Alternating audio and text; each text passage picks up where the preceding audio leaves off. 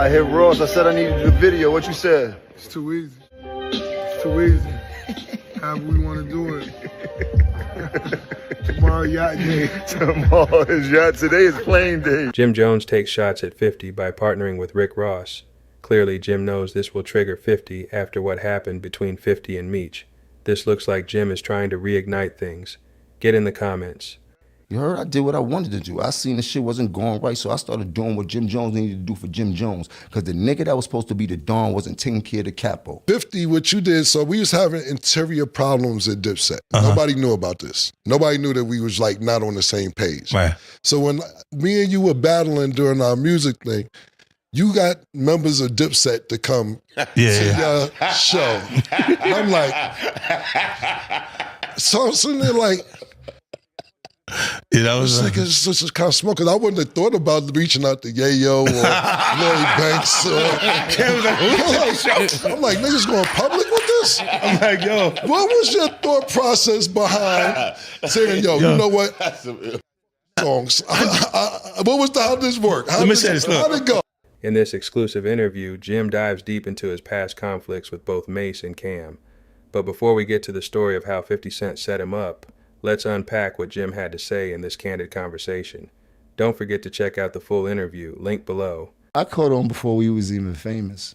What you mean? I'm great at reading people's characteristics. I'm a very spiritual person, and I know who's who when I encounter them. And if you give me enough time around, you'll understand exactly who you are. You heard it, and I got to understand exactly how I need to use you in my life, or I don't need to be next to you. And at that point in my life, it was only two decisions. It was either go to the street or play your position. Yeah, nigga, you a boss and you help put everything together. This whole shit started in my grandmother's house. Mace, Cam, Bloodshed, all that shit started out my grandmother's house. Everybody got signed living with me in my grandmother's house, with me, not with them. They was all living with me. This where the whole nucleus and everything started, from right then and there, shit like that. And moving forward and shit like that, I had a decision to make over childish things that I seen people be doing childish things and shit like that. And I was like, well, if this is what you want, if you feel this is gonna be your way out of this hell we living in, which was Harlem, you dig? Yeah. At the time, out of the hood, out of the projects, you have to play your position and shut the and do your job as a complete soldier and make sure nothing happened on your watch, and that's all you could do. And can't nobody hold nothing against you for that. And that's what I chose to do. And so you seen this shit before it happens, what you tell, like everything. Mm-hmm. It started with Mace. He didn't do the right thing. That's the one question I wanted to ask you. I'm a little bit too young to understand. Like I just was able to be like able to be like a teen. Like I watched Mace shit on Cam and everybody around him. Wow. A bitch like all the time. You heard? Like I was there the whole time, but I was Cam's man. You heard? Cam and Mace were so-called best friends, grew up together, and R.I.P. Huddy. Like I was there for everything. That's one thing that people can't never say, is that I wasn't there for every single thing. Cam enemies were my enemies. Okay. Anybody Cam didn't like, I didn't like. And I already see how he was handling Cam, so I definitely didn't like him. You dig? And then I seen how much love Cam had for him and how Cam was jumping out the window for him, which a friend should and shit like that. Like, being overprotective, making sure nothing happened. Like, he was trying his best to make sure that Mace stayed as safe as possible, but Mace had got that money and lost his motherfucking mind, as he's supposed to, man. He grew up in a kid that doesn't have what most of us had. He was probably more or less fortunate than most of us. Didn't have the sneakers, didn't have all that shit coming up. So him having the first bit of success out of all of us and really getting to a bag, he just went crazy like most people do and shit like that. Shit, I had my times where I went crazy with that bag. It'd just be too much. Yeah. You dig? But the people I loved, I still love them today. You know what I mean? The people that I consider to be the ones that's gonna help me in this journey, I still love them today, and we still have great relationships and shit like that. It ain't got nothing to do with Cam and them and shit like that. We all have our own group of people that help us. So I seen crazier shit happen. I know brothers that shot brothers and shit like that. So for friends to get back after a world of whatever they went through, it's not surprising to me and shit like that. But I see they don't talk about the days of being shit on, you heard? They don't talk about the things that separated them and shit like that. So, it's funny. But kudos to them, man. They got a dope show. Who am I to hate on what they got going on, man? I hope they make $1 trillion. I seen Meech fire his brother, kick him out the limo in the middle of the highway and shit like that. You heard? His old brother. That nigga's vicious. But he coming back off the road from, I think, a bunch of tours and shit like that. Get off the plane. And Mace got the brand new Mercedes drop burgundy, pull up to the airport. Skirt, the car dealer bring that shit outside the airport, 2-door joint, brand new stickers on that bitch. That nigga going crazy, right? Joking and shit like that with Cam and shit. That nigga jumped in the shit by himself with skirt off. I said, yeah, this nigga is a different type of animal. This nigga don't care about nothing. Word up. Nah, then he had us on the road with him because this was Cam started doing the hype man for him, and then we started doing some tours. I would be hyping Cam, so now I come out. So now he got us hyping both of them. Nigga had us doing dance moves, like coordinated dance moves on the speaker and shit like that. I never forget this shit, like matching outfits, coordinated dance moves, like what show. Or Cam bust out that shit like, we ain't doing this shit no more. Fuck all these niggas, man. Fuck everybody, man. We're gonna kill one of these niggas. That was the last time we seen them until it is what it is, you heard? Keeping it Cam right now. He just did the interview with 50. For the younger audience, we had like a rap battle thing at one time. And 50, what you did, so we was having interior problems at Dipset. Nobody knew about this. Nobody knew that we was like not on the same page. Right. So when me and you were battling during our music thing, you got members of Dipset to come to your show. Them niggas be on my dick, right? Them niggas ain't got nothing else to think about but Capo. I did a lot for them niggas in their life, you heard? Both of them. Pause though, get off of my dirt. There's only space on there for baby girl, man. Come on, man. Tugging on my shit like that. Yo, you never clear shit up, and we never hear your side of the story. Cam was like, I thought we could pull it together. Next thing I know, I see Jim performing with 50. That nigga ain't think nothing. He could pull nothing together. He couldn't do nothing with me. He couldn't tell me nothing, nigga. Like, let's not get this shit twisted. Like, nigga, nobody could tell me nothing, nigga. I was my own boss. I did what I did as a fucking soldier, because I was a soldier, nigga. You heard? I had the soldiers, niggas. Nigga didn't tell me nothing.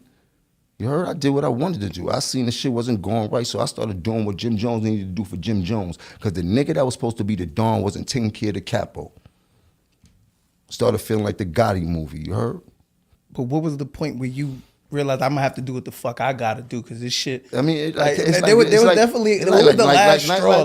There's nothing in my memory like, yo, that was the last straw, but it was just the way, the sequence of the way things was going, and then it came to a point where I had to worry about who Jim Jones was moving forward. Then I was worried about anybody else, because nobody else was worried about me.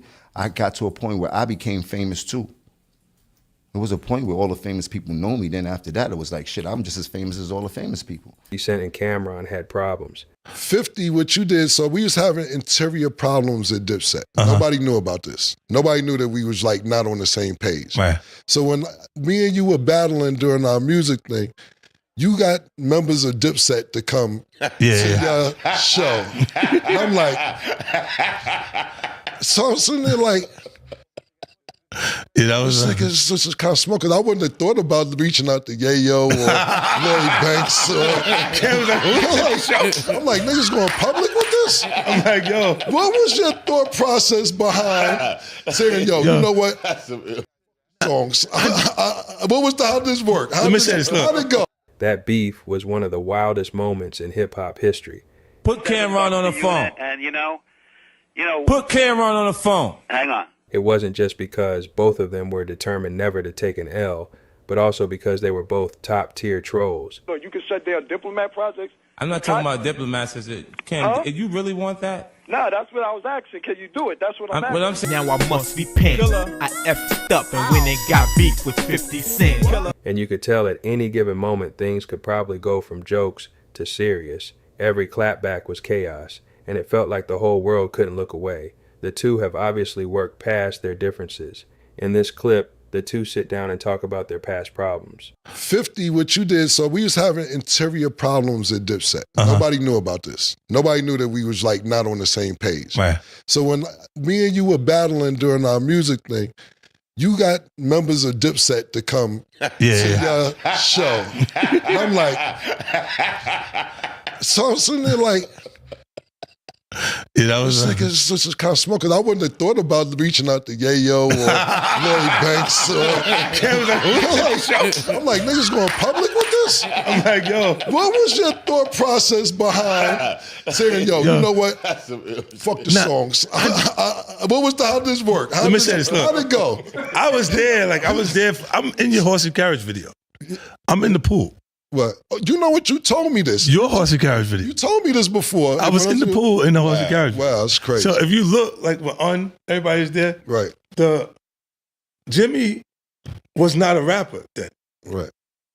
He was your man, like on the side, like in the side, just he was not a rapper at all. Right.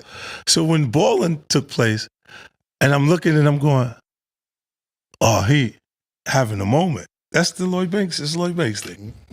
He wanted that. He was watching them be that, like Meech be that, and Cam be that, and looked at, and it was finally he had one. Mm-hmm. And I just looked, and I knew I just took the shot, Murder, to see, because I wasn't sure he was gonna go for it. Mm-hmm. But I was like, we like Jimmy better than you anyway, Cam. Then you gotta watch to see how he responds. And then when you see, he like, oh shit, he really like that. Hey, give me this, give me Jimmy. Yeah, tell him we want you at the show, Jimmy. And I'm back. It's your boy 50 Cent bringing you more Rap City. It's going down right here. I know this is your favorite show right now because I'm on it. And I told y'all earlier I was going to bring somebody new in the G Unit. I might have a new signing, I might not. You see, I got the whole G Unit here. We're going to get it going. What you got back there? Ah! Oh, man. Hey, what you know? What you know? What's it? It's your man Jim Jones right here. Bought you the biggest record of last year, right? Oh yeah, we had a nice time last year. What we call that one? I was balling, we still balling. What's poppin', big baby? Was balling. You know, so man, we got this.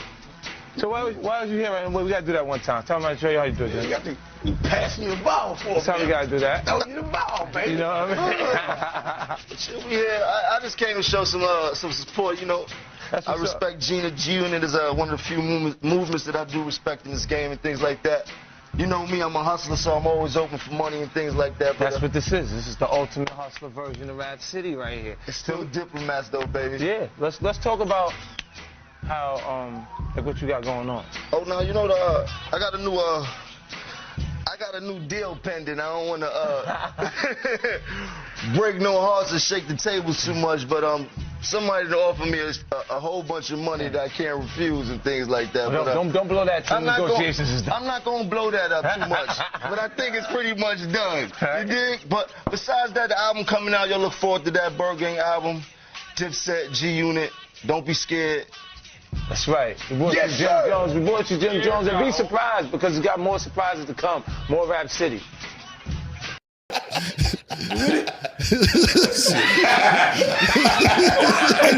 Yo, but that was one of those things I just threw it out and see what. And then when he bit to it because it was like he was having a moment that not sure that was going to ever happen again at that point. And then he's going, for them, they had records that were, look, I always say this to certain artists, I go, damn, when is he going to have his moment? Like, Fab, I said this to him. Mm-hmm. I said, damn, but you really, I think his, what's the name, cuffing season was that fun. But it wasn't it wasn't the hit like that because it was talking exactly about what was going on at the moment. But the way he brought La Marina and all of the stuff, it was the hottest joint. What was going on in that exactly summer. At the time. In the So I'm like, yo, I jumped on the remix because the record was going without us. Like, so I was like, yeah, now I'm right. I got you. I do that, and then Like we performed that joint. How many times did we perform that record on tour? Yeah, a couple of times. Because it felt like a 50 Cent record to me. Like I was like, this is a hit. Like, but he didn't have like for a lyricist like a guy that's that intricate with the writing. He didn't have a full on moment that was like Fab's the nigga. Period. Right now, like he had a lot of hit records on R&B artists, like a lot of real hot verses that came, but it was on somebody else's joint. Right. It's like, look, Dirk's run is like that. Dirk's biggest records are somebody else's record that he's on, instead of his solo records by himself. Like solo records make your hair stand up because they're talking some killer shit on there. But the records that really made them a success is usually a collaboration between him and another artist that they're working on.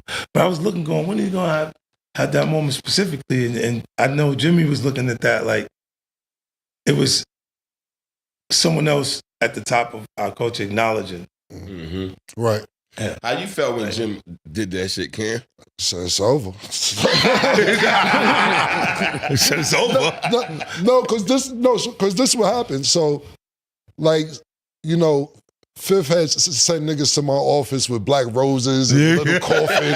And I was like, all right, cool. Then I did the video. So I was like, all right, cool, this is cool. I remember this real talk. I was on probation at the time. My probation officer was like, come down to probation or we're gonna lock you up on Thursday. I'm like, what the fuck I did? And New York City Intel was there. And New York City Intel said, what's going on with you and 50 Cent? I said, it's some music shit. What the fuck are you talking about? They said, well, this just seems like it's more than me. I said, yo, he puts people out of business. I gotta respond. I swerved everything. Had the same kind of vehicles Obama had. This brings us to number 2, Cam'ron. 50 was putting out of business with his diss songs. I'm like, hold on, we can't let this put us out of business now. Killer, bases loaded. Ever wonder what happens when two of New York's biggest rap icons collide? The 50 Cent and Cam'ron beef brought the heat with high-profile disses and unforgettable moments that left their mark on hip-hop. The tension between 50 Cent and Cam'ron began in 2007 during a live radio interview on Hot 97. Put Cam on the phone. Diplomat Records, and we pay them. Put Cam'ron on the phone. And you know. Put Cam'ron on the phone. Hang on. The conflict started when 50 Cent criticized a label Cam'ron was associated with, calling it a graveyard for artists. Hold on a second. Cam'ron, known for his bold personality, wasn't having it. He immediately jumped in, sparking a verbal exchange that escalated into a full-blown beef. Hello? Cam, what's up, baby? 50, what up, baby? Everything good. I just want to step in because I heard you could shut things down over here, and I just want to make sure what's going on. You know, they owe me some things over here. I just want to see what's going on. You can shut down Diplomat projects. I'm not talking about diplomats. Cam, you really want that? Nah, that's what I was asking. Can you do it? That's what I'm asking. What I'm saying to you is, listen, let me explain something to you. Jim Jones is on an independent. Lloyd Banks is on your label. But Lloyd Banks has more money than Jim Jones, and when you want to talk on that level. See, you get ready to turn it into something else. Check this out. What is you talking about? Then you let Prodigy come over here. Yeah, I let him do a deal over there because he asked to do the deal over there, and I said, you know what? You can go if you want to do that. How much Mobb Deep sold this year? All right, y'all gotta. Curtis, how much did Mobb Deep sell this year? You're not gonna be. You can ready to cause a whole different situation. Watch this. How much? Let's not make it a different situation. He thinks that it's good. He thinks that it's good to go in the competition. I'm not gonna stop competing. How much did the Mob sell, Curtis? Both rappers quickly took the feud to the booth, releasing diss tracks aimed at each other. 50 dropped funeral music, while Cam'ron hit back with Curtis. The beef involved back-and-forth shots in interviews and on social media, with each side leveraging their wit and influence to outdo the other. Though the beef eventually simmered down, it remains a memorable chapter in hip-hop, showcasing both artists' ability to entertain and clash in the spotlight. The two would eventually resolve their issues.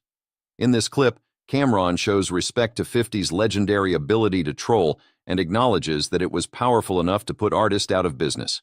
I went at 50 because he had did a diss record. 50's funny, like I had an office in Asylum at Warner Brothers. He had like 2 big-ass security bring black roses to my office, a box of black roses. And I was like, I was like, this is cute, this is gonna be fun. And then that's when I made the song Curtis. Curtis, a lot of people didn't know his name was Curtis till I did the song Curtis. But 50 was putting us out of business with his diss songs. I'm like, hold on, we can't let this put us out of business now. Because 50 was putting us out of business with his diss shit. He puts us out of business. So that's why I went. I'm sorry, 50. I'm sorry, Nas. I'm sorry. I gotta do this commercial so I can pay my bills. Sprint is not playing. Listen. I'm so broke I can't pay my rent. Now I must be paying. I effed up and went and got beef with 50 Cent. I told these niggas this. I'm like, yo, the man puts people out of business. You gotta say something else. Then one officer's like, yeah, he does, man. He does. So it's just on me. Y'all gonna talk to him? Like, they like, yeah, his flight is late. We're gonna have a conversation with him too. So the moral of the story is, like I said, Dipset at that time kind of really wasn't on the same page, but it wasn't public, external. Yeah. And I was like, maybe I could fix this shit before it gets out of hand. And that's where my mind frame was at. But then when niggas went on stage, I'm like, yeah, it was Apollo. Shit that spun out of the nigga. It just a checkmate moment, which was, I said, this nigga's devious right here. Devious shit right here. But I respect it. I liked it, that shit. I liked it, that shit. Yo, you gotta figure it out, because collectively, there would have been an issue. At that point, that momentum was there. So you got to look and go every time. Like I would look at it and say, how did I used to study Joe and them? I knew everybody in the background. That guy the third guy in the back on the corner. Yeah, they from Highbridge. You know what I'm saying? Yeah. Like I'm like this and that. Like I figured we knew all of them. Like so, if something happened, I could immediately respond to it. Like, you know what I'm saying? And then we was in it was an award show. No, it was Chris Lighty's thing. With Joe and them crews there. Pete and his mans they was going in before us, and they let Joe in and didn't let his people in behind him. And then when I came to the door, I was like, no, you gotta let them in. And it's like yeah, they was gonna let my entourage in, but they stopped a couple guys that was with him. But I'm knowing that this is like Pete and the other one that Rich, so my Rich, him and Rich. Nah, not Rich. It was another one. It was he was gonna go. That was Joe? Yeah, I think he had a baby by Erica Mena. What was his name? Oh, I think he passed away. Yeah. All right, copy. Yeah. But he was one of the ones out of their little crew that they knew to go for. And I'm like, you don't want to leave them out here because it's gonna leave them off balance. Right. If his guys that really got him is not there, he gonna be feeling uncomfortable. I'm like, I got them in. So when Joe looked to Pete and Pete go, nah, we good. It's good. He's like, nah, we good. He said, he got us in. I was like, what the fuck? He got him in, because I'm like, if he was there and uncomfortable or balanced, he might have made a move that made me have to do something. Right. You know what I'm saying? And then that would have just fucked up the whole thing, because we was really there for the right reasons. Right. You know what I'm saying? With Chris and everything. And then that's what's up. So cool. It worked itself out. Fifth, thanks for coming. Murder, you know, we waiting on the year wrap up. Yayo, salute to you too, man. We gonna get you your roll-ups. Sire Spirits, make sure y'all check out the residency here in Vegas. December 27th too. Yeah, the 27th to the January 4th. Yeah. 4th. Make sure y'all come. Let me ask you something real quick before we go. Do you usually work on New Year's? Anyway, usually, yeah. I get out. You know, it's on New Year's, Christmas, his birthday. It's no holiday. Everything, nigga. No holidays. It don't stop, nigga. No holidays. I be feeling better about look, when you do decide you want to spend money or do you want to do some shit, just like what? No matter how random it is, it's fine, because I've worked all through. I've done everything to make it okay for me to be random. Right. That's the way I look at it. And then that's why I keep going. And then they'll complain, but these niggas got a good life, man. Oh shit. They got a really good life. There's no complaining over here, nigga. Yeah. Lloyd Banks is very upset that this nigga has all his money. Here this nigga go. He has all of his money. Here this nigga go. Look at you. He got to sustain his relationship. Fifth, man. Yeah, I see. I see your man, right? Yeah. That's right. I said, no, I don't know that, but I can tell by your face. Yeah, like, you go. Nigga, stay out of it, bro. Yeah. 50 crazy, man. Stay out of this shit. That's what's up, man. Fifth here bought this fucking little horsepower for the road. 50 had problems with more celebrities than Cam. Click this next video to see how brutal he was to people that didn't have skin as thick as Cam. The video quickly caught fire on social media, where users turned the scene into a meme. Final stop of the day.